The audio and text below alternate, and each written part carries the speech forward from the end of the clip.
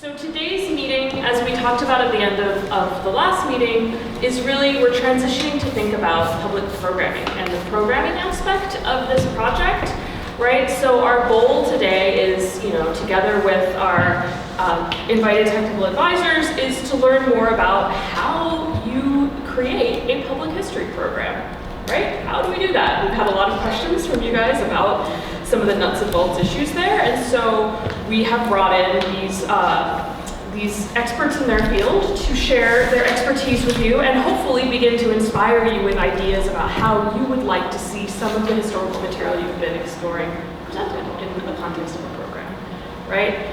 So each of these technical advisors, as we call them, will introduce themselves and talk a little bit about their work that relates to this project, right? Connecting it to this project, and share some ideas that hopefully will spark conversation and inspiration, because at the end of the day, one of the things we're hoping for is programs that are innovative and also courageous with a lot of the topics that we've been exploring that are challenging. So, and then after each person has presented, we'll have a brief break and then have time for conversation where you guys will get to ask them all of the burning questions that you will no doubt have. So, any questions before we get started? Everything sound okay? All right, I'm going to turn it over to Seth Bruggeman, who will introduce himself and then tell you a little bit more about public history. Thanks, Flora. Good morning. Thank you so much for having me here today. My name is Seth Bruggeman.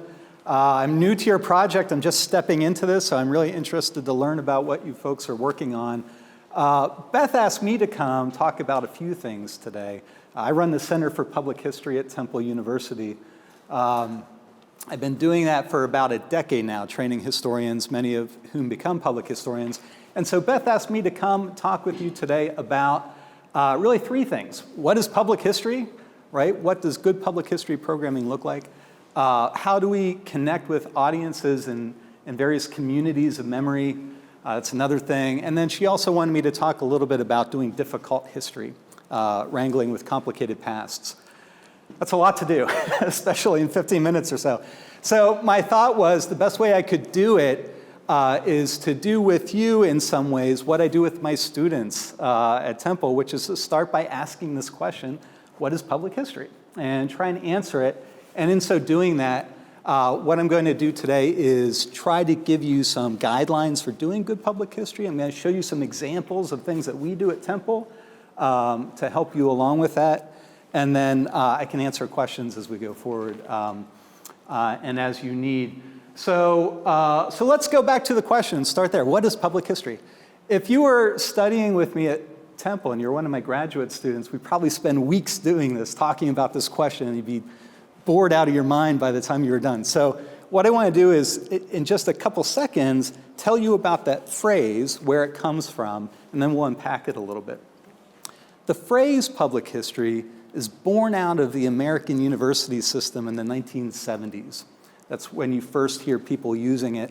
And it's really created to differentiate between two kinds of historians. Historians that write books and historians that don't write books, right? And those categories kind of align with how universities work. University professors write books. They often don't do much more than that. They don't often engage an audience outside of their office or their classroom. Bless you. Historians that work outside the university in historical societies and archives, museums, and elsewhere do engage broad publics, but don't necessarily write books. So is that a difference that's worth distinguishing? Well, maybe sometimes it's a useful definition. Other times it's not. I can tell you there's a lot of snobbery in academia. There was then, there is now. And so this thing about who gets to write books and who doesn't is part of that story. But for my money, if you're a historian, especially today, look around you. If you want to make the most impact and intervene in the most complicated and interesting historical issues, where do you want to go? You want to go on the street. You want to get out of your office, right? You want to go into the communities that surround you. And just by way of example, and we can start here, I'll go to my title slide and I'll get that stuff out of the way. Just by way of example, how many of you are following the monument wars that have been unfolding in this country for the last year or so? Let's see, yeah, most people, I think, right? Hasn't this been amazing? And talking about a need for public history right now. Those of you who aren't watching, you'll know that from Charlottesville, Virginia, to right here in Philadelphia with the Frank Rizzo statue, there's this conversation going on about why are we surrounded by statues of all these dead white guys, right? All over the place. Historians for decades have been writing about this and talking about it and suggesting that there's a problem, that when we're surrounded by statues of dead white guys, essentially white male supremacy is built into our commemorative landscape. We're surrounded by it all the time, right? But there's another side to this question, this issue, where people say, but those are our heroes. They're the people who defined our lives and our heritage. And this friction between those positions has suddenly become a matter of national discourse. And it's become hot stuff in public history. So a friend of mine who runs the public history program at NC State in Raleigh, North Carolina, did this great project with her students it was about a month ago, where she took them out on campus in front of a Confederate monument and offered free history lessons about these monuments to anybody who wants to learn about the monuments. And the history lessons are not necessarily novel or unique or fringe. So these students are holding up signs. Here's one of the signs. The statues were part of the legitimization of racist regime and an exclusionary definition of America. Eric Foner, historian. Eric Foner is a very well-established historian of Reconstruction and the Civil War. Been writing about this for a long time. But that perspective, in the eyes of the folks doing this project, hasn't circulated into a public discourse, right? So the person doing this project is not only engaging in issues of race and memory and representation, she's saying, look, historians haven't done a very good job. Those book historians have not done a very good job for decades of getting these broader interpretations into a public sphere. So she's encouraging her students to go say, look, there's a lot to be learned by looking at history, reading it, thinking about it, to make sense of these monument wars. What kind of response do you get when you go do this? F you. Often, right? Not always, but Tammy wrote this little bit about doing this project and said, wow, it was really hard. We went out there and we told people their heroes were not heroes, and well, maybe we shouldn't be surprised by the fact that they respond with negativity. Not always. Sometimes they're positive.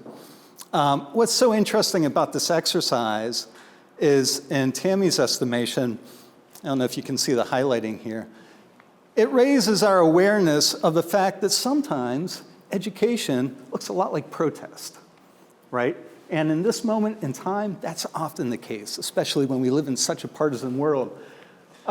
This is good public history. Does public history always have to be protest? Not necessarily, okay? So I'm just starting us out here to kind of get you thinking about what public history might look like. Let's go look at some other ways that we can define it. So what is public history? I'll offer you a very concise definition. Here we go. I'm getting in your way. I should step back. I joke, of course, because it's not concise at all. But it's one that I like a lot. And again, by another friend of mine who runs a public history program, Denise Maringolo.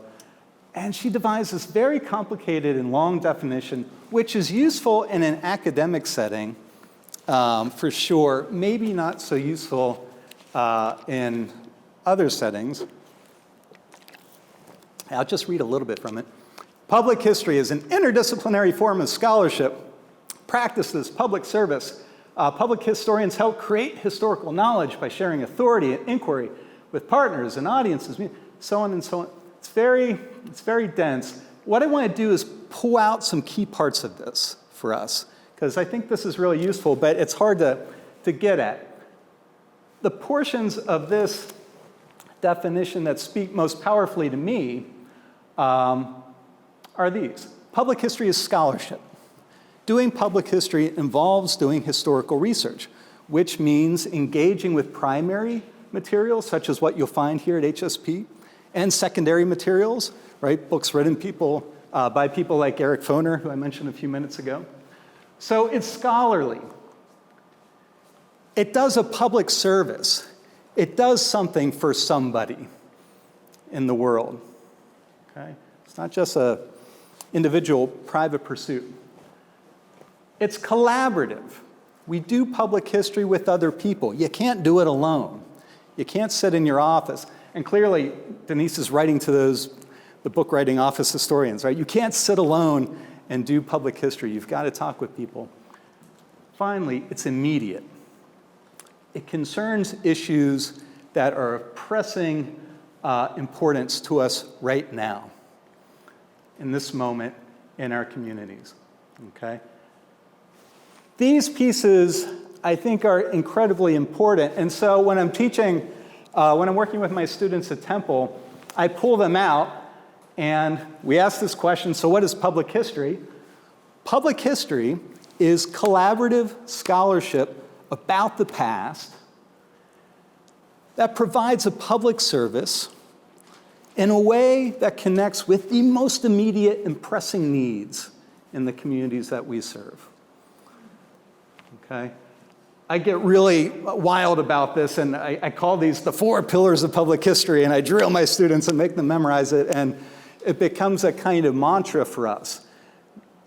A way to check to see if we're doing good work. Is our work scholarly? Is it collaborative? Right? Is it doing a public service? Is it immediate? If we're not hitting all of those 4, then we ask some questions of ourselves about what we can do to improve. And I want to say real quickly, I just want to make a special note about that word immediate.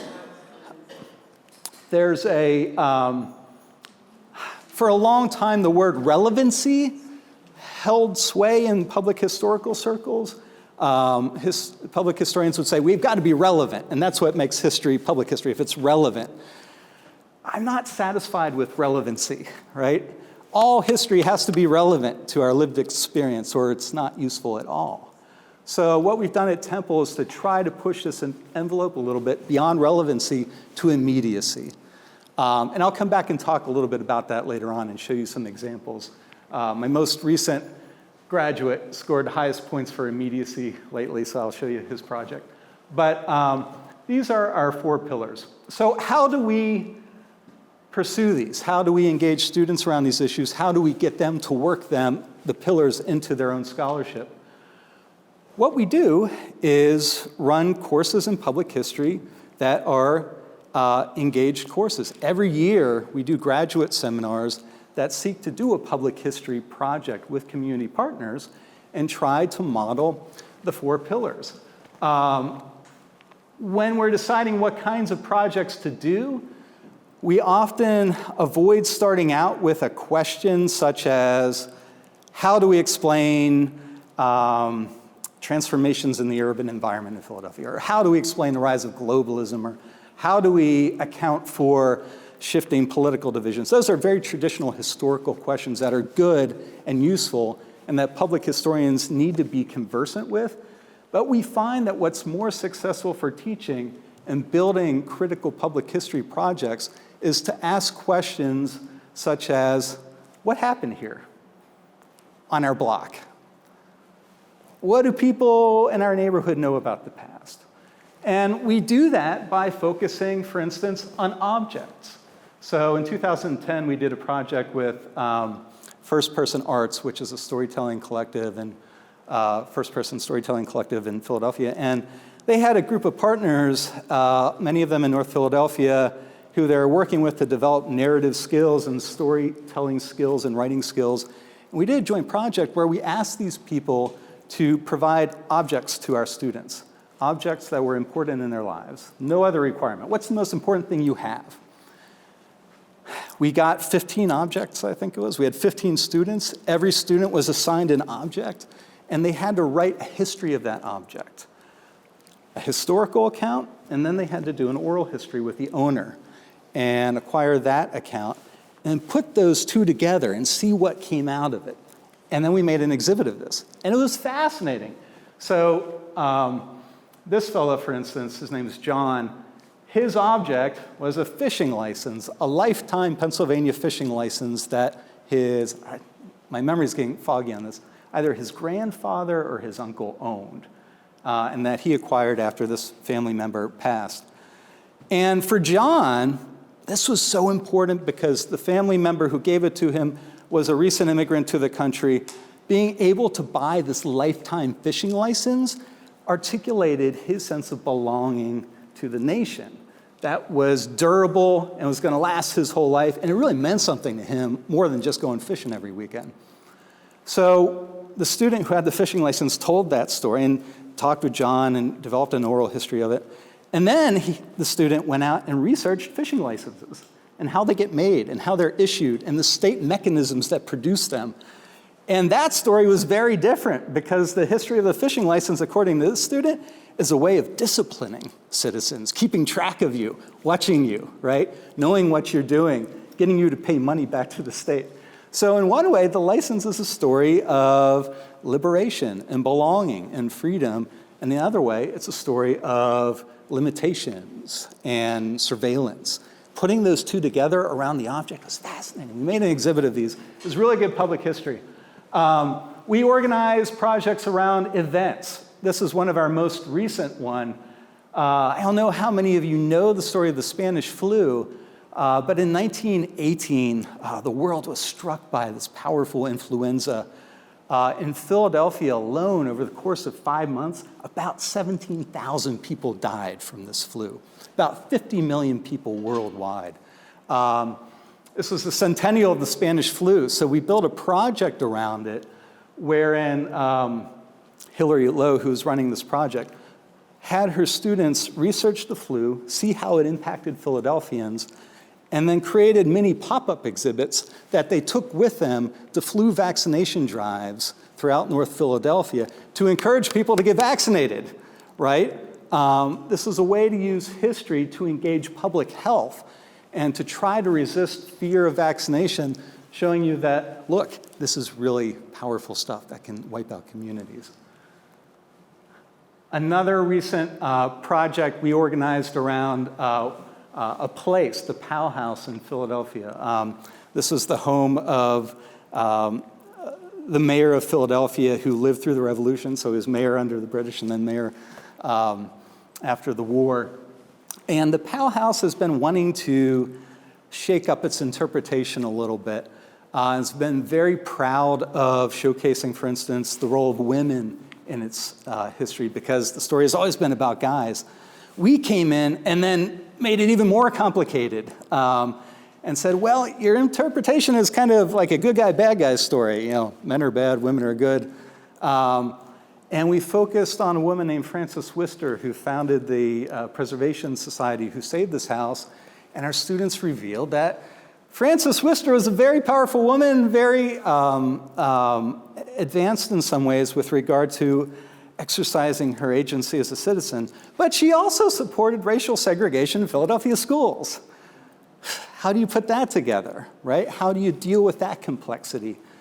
So these are the kinds of class projects we worked through, and so we worked up some new scripts for their walking tours. And then we did another project that was a good example of this in Mantua, the Mantua section of West Philadelphia, where we worked with the Mantua Civic Association to try to come up with a set of tools that it could use to respond to gentrification. This is a community that had struggled with the expansion of the University of Pennsylvania during the 1960s. It's facing another wave of this from Drexel and Penn. And through some partners, they came to us and said, hey, how can we talk about this? How can we find a way to engage the city and preservationists in helping us protect our neighborhood? And so we did some oral history work and some research to do this project and created a website that somewhat short-lived, but it shared this data with the association. These are examples of how we organize projects, public history projects in our program. Now, here's the thing about it, though. These are really hard to run because you got to organize them, and there's a lot of moving parts and all that. but also because they almost always fail. They almost always fail, and sometimes they do fail. And here's why, and it's actually kind of intended that they almost fail, and this is where the lessons come out for the students. But here's why they almost always fail. And this can be maybe some cautionary advice as you move forward with your projects. They almost always fail because students who are doing them immediately collide with two big problems. First one, they suddenly realize when they're doing these projects that not everybody defines history the same way. We have very different ways of understanding what it means to do history. And students in the class often discover that their partners and them, the students, kind of are at loggerheads about what history should do. There are often, one side of this equation is folks who think of history as something that is very affirming, right? We do history to affirm what we believe about the past, to reinforce it. And that history is inherited, and it comes down through family and memory, and that makes it sacred in some ways. And we don't interrogate it, and we don't destabilize it. We honor it, right? There are other folks who have an almost completely different way of thinking about history. In that camp are those who believe that doing history is actually a way we challenge what we think we know about the past. We ask hard questions. We recognize that history is often, written by the winners, and they have a perspective, and we need to break down that perspective, and we need to create space for other voices. It's a critical process, an intellectual one, a rational one. These two camps, and many times students who come into the program come as, in the left category, and then by their first semester, so they're in the right category, and their ideas are changing, and they find it difficult to reconcile within themselves and with their partners what to do. It's a big question. What happened? How do we make this work?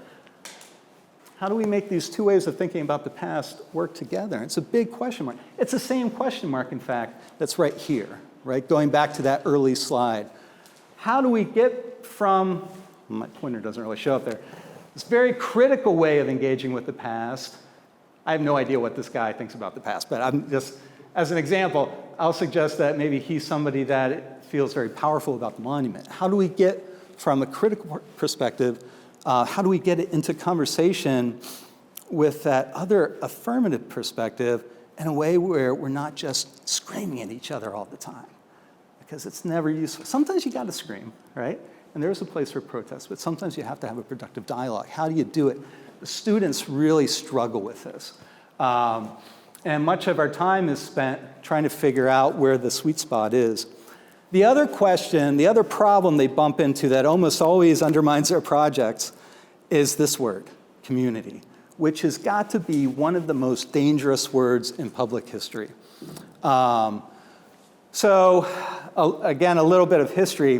When public historians started using the word community about 30 years ago, 25, 30 years ago, it was a good thing. It was a way for historians to make their colleagues realize that they had to speak to people outside of their office and outside of their classrooms. They had to engage.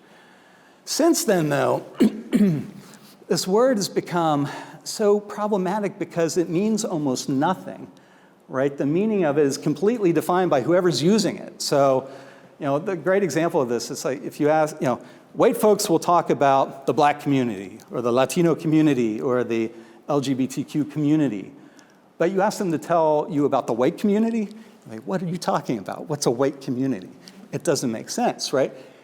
In their worldview, it's an example of the way that one group can use the word community to other another group. I'm telling you that you're in a little container, right? And I'm going to define the container. Now, taking control over that container, redefining it, using the word can be empowering, but it can also backfire too. Right? Because identifying community is always the process of saying somebody isn't in that community. There's a power relationship there. It's very dangerous.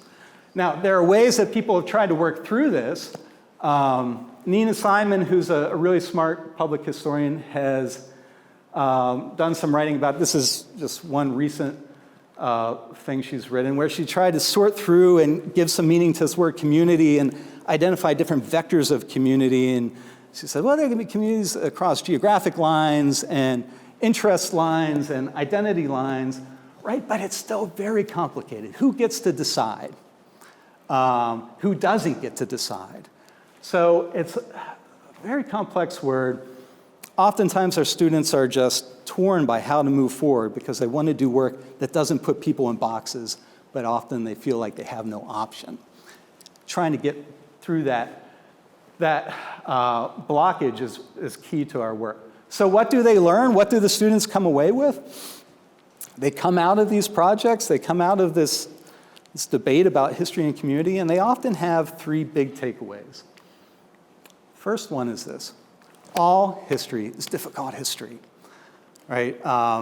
Flora, I think when you and Beth and I were talking about what to talk about today, I suggested, well, I could talk about difficult history, and like that'd be great. But then I was thinking about this, and if you think about the concept of difficult history, difficult pasts, what's the opposite of that? Easy history? Simple pasts? There is no such thing as easy history or simple pasts, right? So I think to do good public history, you gotta make sure you got the four pillars there, right? But you've got to also understand that if the history you're doing is somehow easy or simple, you ain't working hard enough, or you're not talking to enough people, or you're not asking the right questions. And oftentimes you'll bump into people and say, well, we want to tell these stories, but we don't have enough evidence to do it, so we're going to avoid them. If you ever find yourself in the situation, you don't avoid them, you ask, why isn't there evidence, right? That raises a whole nother set of questions about power and representation in the past. But the point is, there is no easy past. So if you're not doing difficult history, you're probably not doing history. Another realization that students come away with is that often in the university we describe history as change over time, but that's such a sterile definition, right? Students come away recognizing that history really is a story of choice over time. People making choices about how to act, people trying to deny choice to other people. But the point is, history is an account of agency. It just doesn't happen naturally. There is no just sort of rolling wave of history that makes things happen. People actively make choices. And our job as historians is try to recover the choices and to understand why they're made and by whom and what the factors were and what the risks were. And if we do that and we recover agency in this way and we look for it, we're allowed to realize that we are very much part of the process, right?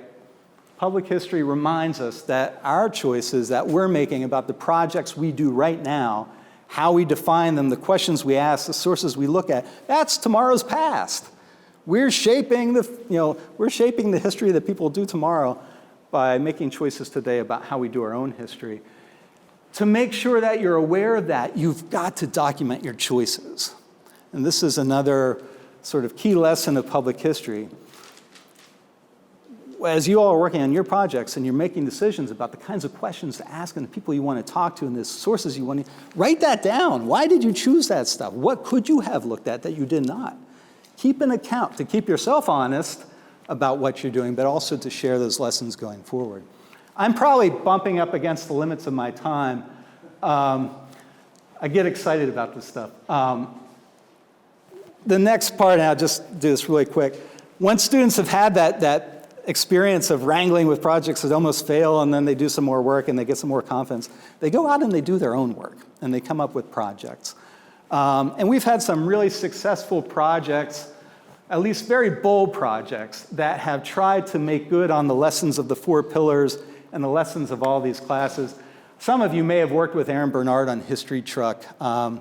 This was a project that she devised, a student of mine devised several years ago, to decenter the authority of historians, take the authority out of downtown, take it out of universities, take it out of museums, put it in a truck, go ride around in communities around Philadelphia and ask people what they want to know about their own past, and then help them curate exhibits that engaged with those issues.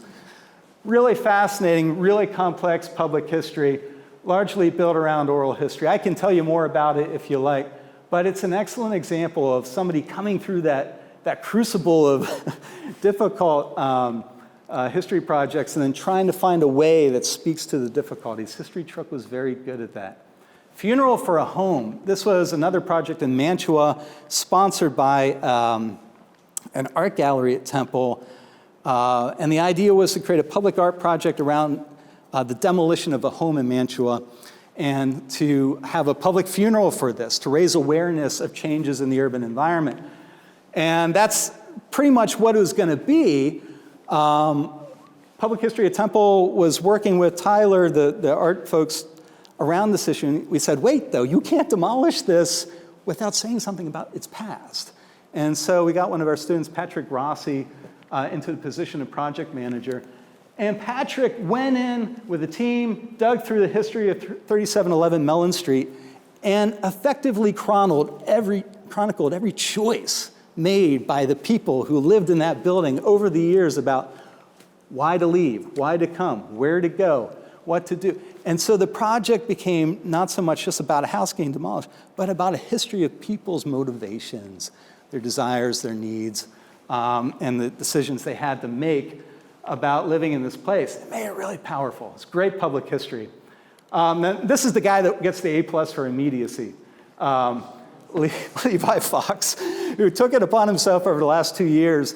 He lives in Jersey. He runs a company called Jersey Shore Tours, and he prides himself on doing walking tours of coastal towns that critically engage the histories of those communities. So if you're ever looking for a walking tour, you got $15, Levi will give you a really good one. But he cooked up this special one in time for the election, the Donald Trump Heritage Gambling Atlantic City Tour. And it was funny because there's so much backlash because people who heard about this thought he's like a Trump campaigner. And this wasn't necessarily a pro-Trump tour, wasn't necessarily anti-Trump tour, but what it was an attempt to understand what impact this presidential candidate had in an actual community, right? With living people trying to make a dollar, trying to raise families. And so Levi ran the tours, and he invited people who lived right around that area to come on them, talk with them, try to figure out what the story was, and try to engage it as directly as he could. And it was a pretty interesting project. He got international press for this. Newspapers in Germany were calling him and he was really surprised. And it was a difficult project, but a really interesting one. I think he's still afraid that Michael Cohen might call him one of these days and have words. But another great example. I'm going to end there. I'm happy to talk about any of this more if you'd like, but thanks for your attention.